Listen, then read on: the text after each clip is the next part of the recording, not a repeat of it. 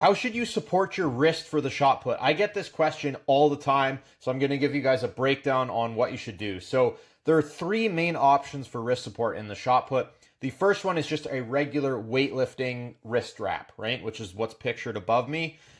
I never really like these. I wouldn't recommend you use them, mainly because the support is a little bit too rigid and it's too concentrated, right? So it's all in that like wrist area. It doesn't go far back enough on the forearm.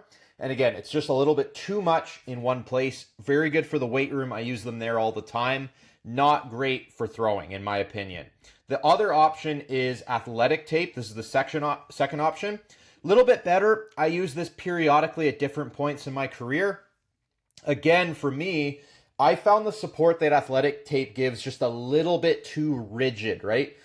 Some guys really like athletic tape. And again, I had some decent throws using it.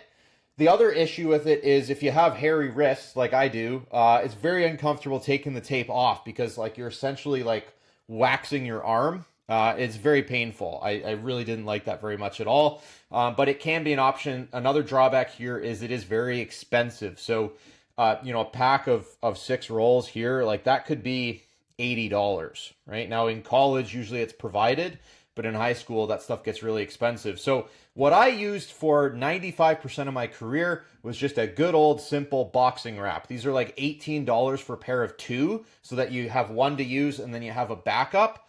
And I found you have perfect control over how far down your wrist you go, how much support you want in one area, and it just gives you the most flexibility possible. It doesn't hurt taking it off, and you can use it for literally years and years and years. So it's the most economical option as well.